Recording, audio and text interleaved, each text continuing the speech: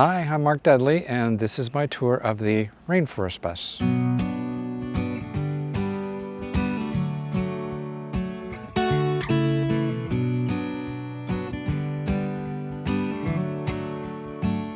Well, let me tell you first, for the inspiration of the bus itself, the theme anyway, all of the bamboo and stuff, started with this table. I got this ash cookie cutter block out of the Northeast and decided to epoxy it on the top.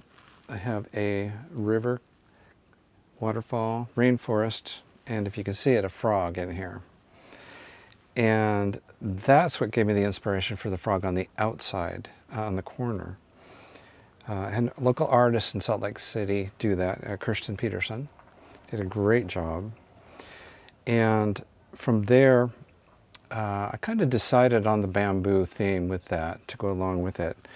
I wanted real bamboo poles in here and to separate, kind of to give some separation between the living space, social space, if you want to call it, and the kitchen.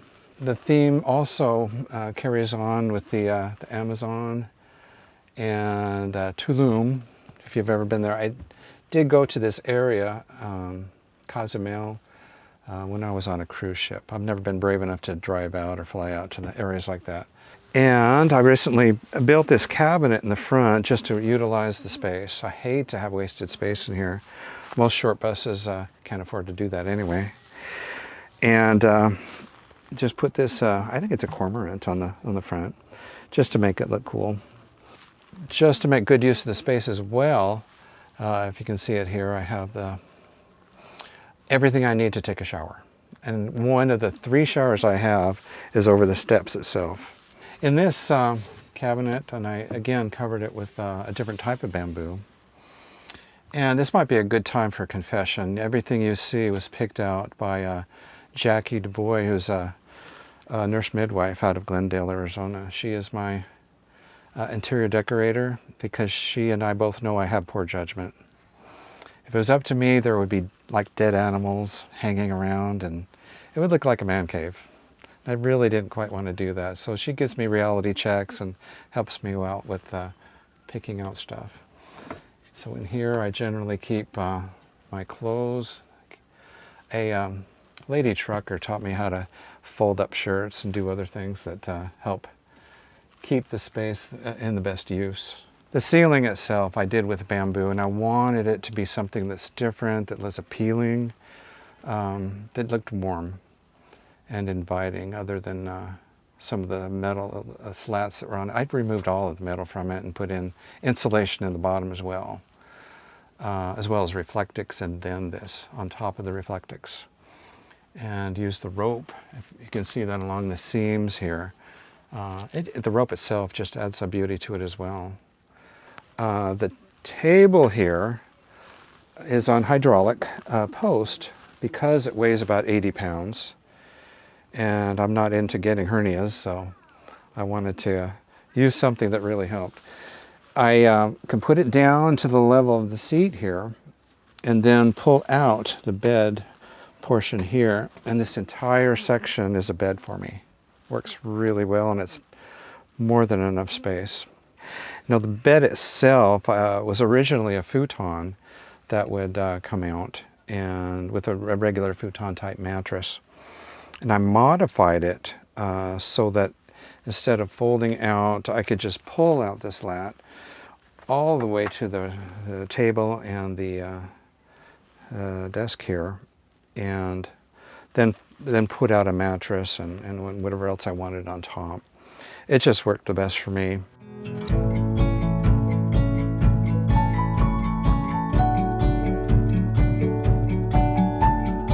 Actually, the first thing I wanted to do was build a tiny house on wheels.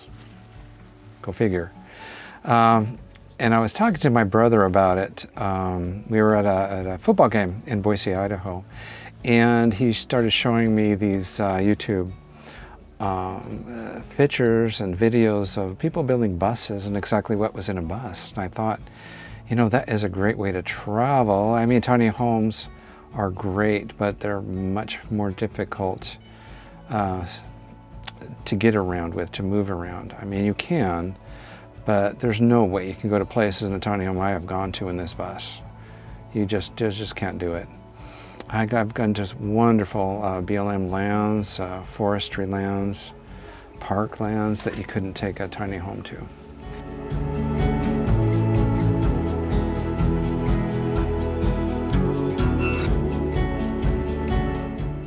And this is a butcher block cabinet I got, then covered it with the same epoxy that I covered my table with.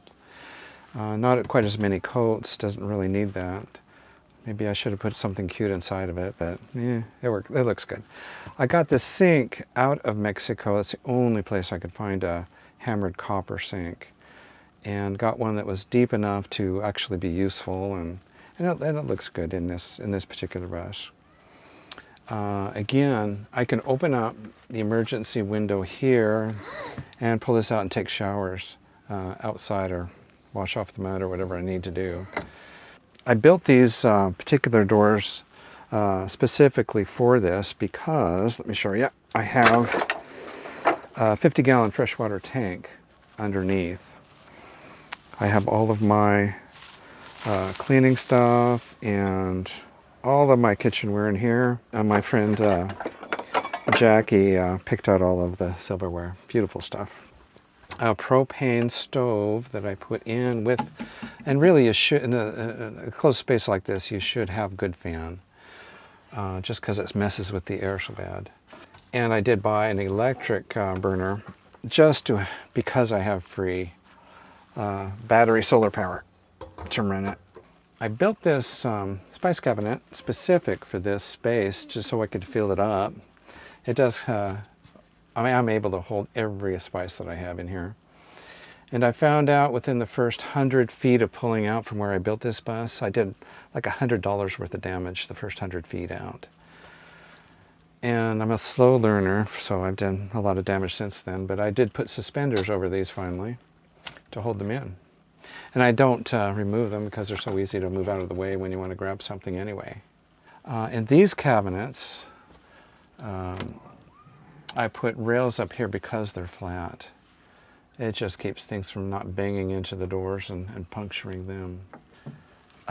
Also, let me tell you about the tiny stove, the Dwarf stoves. This is from a company just north of Coeur d'Alene, Idaho. And I had it shipped in to me. It weighs a lot. It weighs like 80 pounds just for that. And just to warn you, anybody wants to put one in, all the pipes and the wires and the connections cost almost as much as the stove does. So it's a lot of money to put one in. I recently finished this particular shelf about 2 weeks ago and built it so all of the shelves are gently sloping downhill. That way the bumps, the potholes will not throw things out. And that also explains why I am such an inspiration to other people. Let me tell you why. Because I'm horrible at building. I suck at it. What takes you 20 minutes to do, I can do in 2 hours. My method of construction is to measure 3 times, cut 4 times, and then go back to the store and replenish all the materials I just destroyed. So if I can do this bus, you can too. Anybody can. You just need some basic tool guidance and learning about how to be safe and a lot of persistence. A lot of persistence. It's taken me about 2 years to get to where I am, and I'm still working on it. I wanted to get a good fridge that was a reasonable size. I think it's like 4.8 cubic feet, and it has, for me, a fairly decent icebox in it, freezer, and plenty of space. And one of the things when I was building, I didn't realize all of the work that it takes to put in a fridge. You have to have an intake from the bottom and then go all the way to the roof and have an exit for it there so you don't get carbon monoxide building up and coming into your outfit. And above it I have a little pantry. I finished building this about a week ago just to utilize the space a little better. I had some metal racks in here that were stacked on each other, and it just wasn't working out all that well. I wanted a better organization in here, and this does really well for me. And again, I made it so that the shelves are slightly downhill, and did put a lip on each one of these as well, just to keep them from slamming into the door and pushing right through it. I probably could. Initially wanted a curtain to pull across, to divide some separation. And I made it with a little cubby holes in it, just to add something to the ambiance of the bus, and to have some kind of memory thing. You can put stupid tourist things in there or whatnot, but the cabinet, or this shelf itself, opens up and hides my area back here. And I have both a shipping crates and a little bench I will show a little bit later. Well, let me tell you the reason I built this bus. One of them was to find someone to join me, and that's why I made everything look nice. And I realize that sounds a little manipulative in a way, but it worked. And let me show you who I found to join me. This is Maggie. She's not much of a talker, but she is a great snuggler. She made a great partner with me.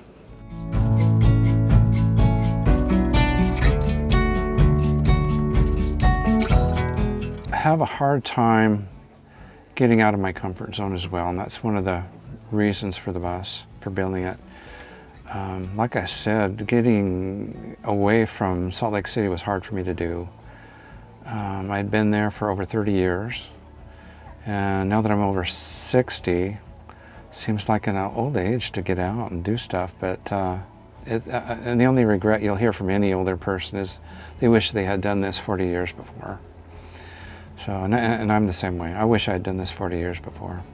I would do it again, definitely, especially then there's more opportunity to earn money and keep yourself going when you're out remote.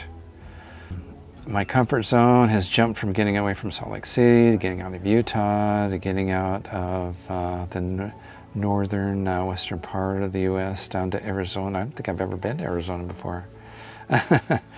So I might even go past that and actually go into Mexico someday in the near future. I don't know. There's a whole world of possibilities, and I'm looking forward to that, whereas I would have been afraid of that in the recent past.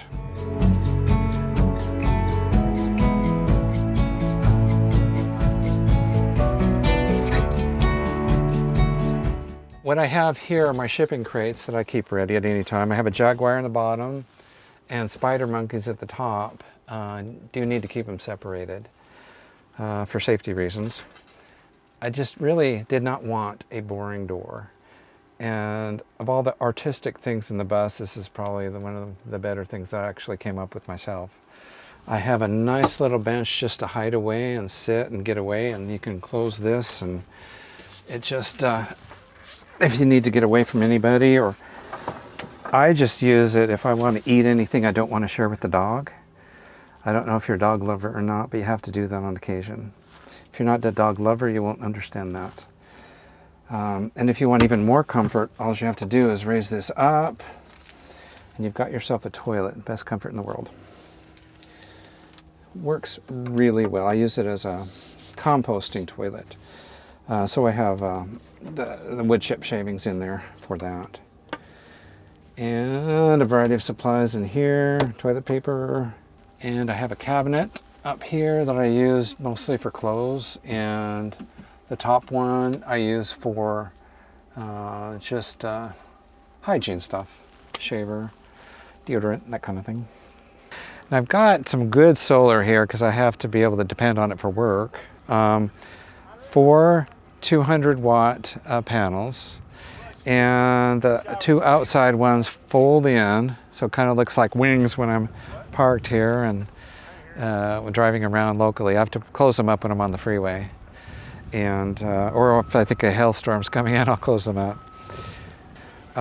With these, I have 2 Good lithium batteries, 1340 amps, and about 200 watt hours total, about that, something like that. Now for the actual build of this bus, like I said, I had a terrible time. If you ever asked me at any point I was building this bus how I was going to do something, my honest response to that would be, I don't know. I had to get started on something before I can really figure out exactly where it's going. Whether it was the floor or the bed or the table or anything, I really did not know exactly what it would look like when I was done. The only thing I knew is what I wanted to look cool, you know, and to fit and to be useful. Well, I don't have any deep social media contacts or pages or any of that stuff. I don't understand all of that, but I am on Facebook. So Mark Dudley, and you can send me an invite or message or whatever you would like. And thank you for joining me.